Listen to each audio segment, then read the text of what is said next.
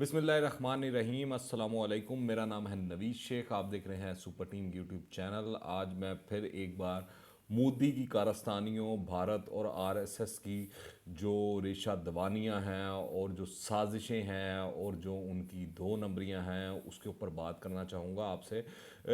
इस वक्त मैं आपको बताऊँ, जो मोदी है और आरएसएस की सरपरस्ती में जो भारत है वो पूरी दुनिया में उसका एक मजाक बनकर रह गया है। कोई लोग कह रहे हैं कि वहाँ पर जो इतनी तरक्की कर दी है साइंस ने, इतनी तरक्की कर ली है साइंस ने भारत के अंदर कि गाय के गोबर से तैयार करदा चिप से वहाँ पर बड़े बड़े कारनामे सर अंजाम दिए जा रहे हैं।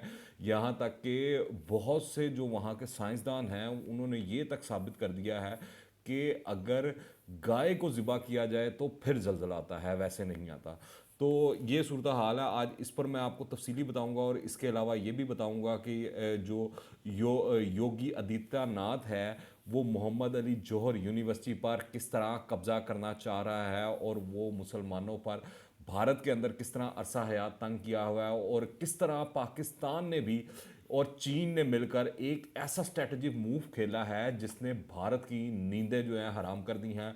जो मोदी है उसको परेशान करके रख दिया है। जो मोदी है वो हवास बाख्ता हो गया है और जो वहाँ की जो मिलिट्री इस्टेब्लिशमेंट है और जो भारत की तीनों अफवाज हैं उन्होंने अपने हाथ खड़े कर दिए हैं।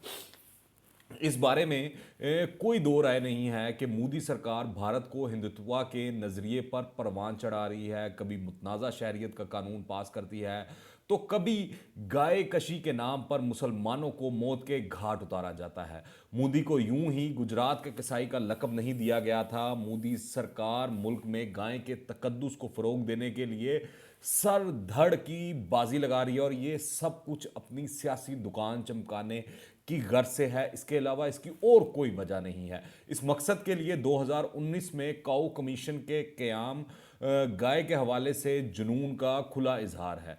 काऊ कमीशन के सरबराह वल्लभ भाई काथरिया के अजीबोगरीब दावे के मुताबिक गाय सहांस से भरी हुई है। इसने गाय के गोबर से तैयार करदा एक चिप भी लॉन्च कर दी है। जी हाँ, एक चिप लॉन्च की है गाय से के गोबर से तैयार करदा, वो भी।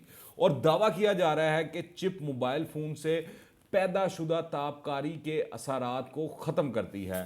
साथ ही इसने मज़ीद मुज़हका खेज दावा ये भी किया कि पंजगाविया, ये पंजगाविया से जो है उन्होंने कोरोना के 800 मरीज जो हैं वो उनको उनका इलाज किया है और वो सेहतयाब भी हो गए हैं, शफायाब हो चुके हैं उनके मुताबिक। यकीनन आप जानना चाहेंगे, आपको दिलचस्पी अब होगी अब जो लफ्ज़ इस्तेमाल किया मैंने, पंचगाविया, ये है क्या? तो ये है बेसिकली 4 से 5 चीज़ों का मिक्सचर। इसमें जो इस्तेमाल होता है, एक होता है गाय का गोबर, वो इनका मेन इंग्रेडिएंट है। उसके अलावा गाय का पेशाब, इसके अलावा गाय का दूध और इसके अलावा गाय के दूध से बनी दही का जो मलगूबा है और इसको एक मशरूब की शक्ल में बनाया जाता है और फिर लोगों को पेश किया जाता है। यहाँ मैं आपको बता दूं कि भारत की जो बाज़ रियासतें हैं, आप देखें, इस पर जाने से पहले मैं आपको वाज़ह कर दूं कि ये कोई पहली दफ़ा नहीं है। इससे पहले भी बड़ी दफ़ा आ चुका है कि जो गाय का गोबर है उनके बड़े बड़े वज़ीर और मिनिस्टर जो हैं बीजेपी के और आरएसएस के जो लीडरान कराम हैं वो ये बता चुके हैं कि अगर कोई न्यूक्लियर अटैक हो जाए, कोई इस तरह का हमला हो जाए, तो अगर आपने पूरा अपने आप को गोबर से लेपा तोपी की हो तो आप उसकी तापकारी शौं से बच सकते हैं, उसकी तबाही से बच सकते हैं। तो ये तो इनका मेंटल लेवल है जो मैं आपको बताना चाह रहा था, वाज़ह करना चाह रहा था कि इस वक्त भारत के अंदरूनी हालात क्या हैं। भारत के अंदर जो आरएसएस और जो ये हिंदुत्व एजेंडा है उसके ऊपर उन्होंने अपनी आवाम का क्या हाल कर दिया है कि उनको इलाज नहीं देना, उनकी केयर नहीं करनी, पर उनको गौमूत्र पे लगाया हुआ है, उनको लगाया हुआ है गोबर पे लगाया हुआ है और इसी तरह की मुख्तलिफ चीज़ें बनाकर और उनको तसल्ली दी हुई है। कभी वो कैंसर का इलाज निकाल लेते हैं, कभी एड्स का इलाज निकाल लेते हैं, कभी कोरोना का निकाल लेते हैं। हर बीमारी का, हर मसले का हल उन्होंने गाय के गोबर और उसके पेशाब में तलाश कर लिया है। तो ये सूरत हाल है इस वक्त भारत की अंदरूनी। यहाँ मैं आपको ये बता दूं कि भारत की जो बाज़ रियासतें हैं वहाँ पर गाय का गोश्त खुले आम भी बिकता है, जिनमें गोवा है, मगरबी बंगाल है, केरला है, आसाम है, मिज़ोरम है, नागालैंड है, मेघालय है और त्रिपुरा भी उसमें शामिल है। यहाँ हिंदू भी गाय का गोश्त बड़ी रगबत से खा भी जाते हैं। जबकि अगर आपको याद हो तो हाल ही में भारतीय टीम के जो वो गैर मुल्की दौरा था उसके दौरान गाय का गोश्त खाने की खबर से पूरे जो भारत है उसके अंदर आग लगी रही। पूरा मुल्क जो है उसके अंदर स्यापा पड़ा हुआ था, स्यापा पीट रहे थे वो, इस तरह शोर शराबा हो रहा था, मीडिया के ऊपर उन्होंने एक आग मचाई हुई थी। अब सूरत हाल ये है कि गाय की अहमियत को उजागर करने के लिए एक किताबचा हुकूमत की तरफ से शाया किया गया है, जिसमें डॉक्टर मनमोहन बजाज का ये नज़रिया भी शामिल है कि गाय को ज़िबा करने से जल्जला आता है। अगर आपने नहीं सुना तो दोबारा सुन लें, गाय को ज़िबा करने से जल्जला आता है। जी हाँ, मैं यही फरमा रहा हूँ। इस नज़रिए के मुताबिक जब गाय को ज़िबा किया जाता है तो इसके दर्द की लहरें जो तिब्बियाती लहरों या सूती लहरों का बायस बनती हैं, और ये सब जो है एंटाइन पीस वेस EPW की वजह से होता है। ये डॉक्टर साहब के मुताबिक, ये वहाँ के बड़े मायानास साइंसदान और इन्होंने बड़ा जो है अपनी सोच विचार के मुताबिक और सारा कुछ टेस्ट करने के बाद इन्होंने ये नतीजा निकाला है, और इससे अमलन ये कैफियत जल्जले का बायस बन जाती है डॉक्टर साहब के मुताबिक। ताहम इस अजीबो गरीब साइंसी नज़रिए को किसी एक साइंसदान ने कबूल नहीं किया। इसी तरह किताबचे में दावा किया गया है कि देसी गाय का दूध जर्मन गाय यानी जो गैर मुल्की गाय हो उससे ज़्यादा बेहतर होता है। तो आप इससे अंदाज़ा लगा लें कि कहने मतलब जो गायें होनी चाहिए ये सारा कुछ तभी होता है जब वो हिंदुस्तान की गायें हो। अगर आप ये नहीं कि आप ऑस्ट्रेलियन गाय ले आए, काऊ ले आए, या कोई और गाय कहीं और की उठा के ले आए, और या उसके अंदर वो ब्रीड जो है उसकी नस्ल कोई और हो, जब तक वो हिंदुस्तानी गाय नहीं होगी उसको ज़िबा जब आप करेंगे तो फिर जल्जला भी आ सकता है। इससे लिए आप बड़े सोच समझ के कीजिएगा जब भी ये करना हो। तो ये जो जर्मन गाय वाला जो फलूका था वो जो उस किताबचे में छोड़ा गया, उसको मोदी जी ने नहीं छोड़ा। मोदी जी को पता था कि अपनी आवाम को किस तरह नाम करना है और इस चीज़ को कैश कैसे करना है। तो उस मौके पर वज़ीर आज़म जो भारत हैं नरेंद्र मोदी, उन्होंने जो कांग्रेस की सरबराह है सोनिया गांधी जो उनकी हरीफ भी हैं, उनको फिर उन्होंने कहा कि ये जर्मन गाय हैं, उनके बारे में फरमाया कि ये जर्मन गाय हैं। तो दूसरी जानिब अगर आप देखें तो सोनिया गांधी की जो बहू हैं मानिका गांधी, जो कि इस वक्त बीजेपी में शामिल हैं, मोदी और इंतहा पसंद हिंदुओं को खुश करने के लिए एक मजमून में उन्होंने भी गाय की शान में बहुत कसीदे लिखे, ऐसे लिखे कि बस बंदे को क्या कह सकता है। तो ये सूरत हाल है भारत की अंदरूनी जो मामला चल रहे हैं वहाँ पर, कि गाय का उनको कितना क्रेज हो चुका है, और इसके अंदर गौ रक्षस आप देखें जो मुसलमानों पर कितने मुजालिम वहाँ पे ढाए जाते हैं, गाय के ये रक्षक उसके अंदर उसकी आड़ के अंदर।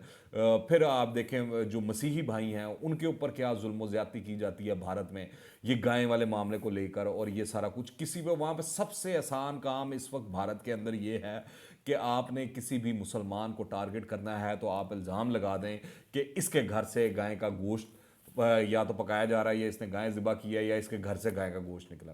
आप देखें वहाँ पर लोग उसको सड़कों पर घसीट घसीट कर मार मार कर जान से मार देंगे। तो ये सूरत हाल है। दूसरी जानिब अगर आपको याद हो तो भारतीय फ़ौज के जो कर्नल प्रोहित थे वो समझौता एक्सप्रेस के वाक़े में मुलविस थे, जिसमें दर्जनों जानें ली गई थी। तो ये जो इंतहा पसंद हिंदू हैं उनके मुसलमानों पर जो जुल्म सितम है कोई नया नहीं है, ये बहुत अरसे से चल रहा है, ये बहुत पुराना है। ये तो मैं आपको भी ये ताज़ा रीसेंट मिसालें दे रहा हूँ जो आजकल की खबरें हैं जो हमारे सामने आ रही चीज़ें आ रही हैं, वरना अगर आप इसको खंगालें तो ये बहुत पुरानी तारीख है। ये जब से अंग्रेज़ यहाँ पे आया तब से ये जो हिंदुओं का फाशिज़म और ये सारा है, ये मामला मुसलमान वहाँ पर फेस कर रहे हैं। आप देखें जो वहाँ के हिंदू हैं उन्होंने जो उत्तर प्रदेश का जो वो इंतहा पसंद योगी आदित्यनाथ है, जो कहने मतलब मोदी के नक्शे कदम पर चलने की कोशिश कर रहा है, और उसके बारे में कहा भी जाता है कि वो आने वाला बीजेपी का वज़ीर आज़म का उम्मीदवार होगा। तो आदित्यनाथ सब उनकी जो सरकार है उन्होंने एक रामपुर है उनका इलाका, उनकी रियासत के अंदर उत्तर प्रदेश में, वहाँ पर एक मौलाना मोहम्मद अली जौहर यूनिवर्सिटी के नाम से एक यूनिवर्सिटी मौजूद है। आरएसएस आपको पता है वो अब किस तरह मोहम्मद अली जौहर के नाम पर यूनिवर्सिटी चल सकती है भारत के अंदर, और वो भी जब वज़ीर आला जो हो उत्तर प्रदेश का आदित्यनाथ योगी हो, जो आरएसएस का रूह रवां है, जो वो जो ये सैफरोन जो तहरीक है उसका अलमबरदार है, वो सारा कुछ है। तो ये कैसे मुमकिन है वहाँ पे इस तरह की मुसलमानों के नाम, और वो भी मुसलमानों के जो आइकॉनिक लीडर हैं उसके नाम के ऊपर वहाँ पर यूनिवर्सिटी चल रही है? ये तो मुमकिन नहीं है। तो आरएसएस इस यूनिवर्सिटी पर अब उन्होंने अपना जो है कंट्रोल कायम करने के लिए तमाम तर तवानाइयाँ लगा दी हैं। आरएसएस ने यूपी हुकूमत के ज़रिए अब यूनिवर्सिटी की जो है 12.5 एकड़ ज़मीन जो है वो अपने कब्ज़े में ले ली है, और मज़ीद 70 एकड़ से ज़ायद अराजी आने वाले दिनों में आरएसएस के कब्ज़े में आ जाएगी। तो ये वहाँ पर हालत है मुसलमानों की, ये सूरत हाल है। और ये है भारत का सेकुलरिज्म, जिसके ऊपर से मैं पर्दा हटाना चाहता था, जो मैं बताना चाहता था आपको। जो कुछ भारत में मोदी, बजरंग दल और आरएसएस की सरपरस्ती में हो रहा है वो इस वक्त बयान से बाहर है, और हर गुजरते दिन के साथ अकलियतों के लिए जो हर गुजरता दिन है वो क़यामत खेज साबित हो रहा है। भारत में अंदरूनी तौर पर तो जो हालात हैं सो हैं। दूसरा मैं आपको बताऊं, भारतीय फौज बारे में जो हमें बॉलीवुड फिल्मों में दिखाया जाता है और बताया जाता है वैसा बिल्कुल भी नहीं है। मिसाल मैं आपको दे देता हूं कि गुज़िश्ता दिनों भारतीय वज़ीर दिफा राजनाथ सिंह साहब जब लखनऊ में न्यू कमांड हॉस्पिटल की संग बुनियाद रखने की तकरीब से खिताब करते हुए कह रहे थे कि भारतीय फौज ने लद्दाख में चीन के दांत खट्टे करके भारतीय जनता का दुनिया भर में सर फखर से बुलंद कर दिया है। तो इस तकरीब में मौजूद मीडिया का जो भी हिस्सा था, एक बहुत बड़ा हिस्सा था, वो अपनी हंसी रोकने पे नाकाम रहा। उनके कहके निकल गए, वो उनके मुंह से हंसी फिलबदी तौर पर निकल गई। इस बात का जो वो वहाँ पे जो इंतज़ामिया थी उन्होंने सख्त नोटिस ले लिया, जिस पर मीडिया के कुछ लोगों ने एहतजाज भी किया। उन्होंने कहा कि अब आप हमारी हंसी पर भी पाबंदी लगाना चाहते हैं। जब वजीर इस तरह के बयान देंगे तो मीडिया तो हंसेगा ही, वो दुनिया जहाँ का भी मीडिया हो उसने हंसना है भाई।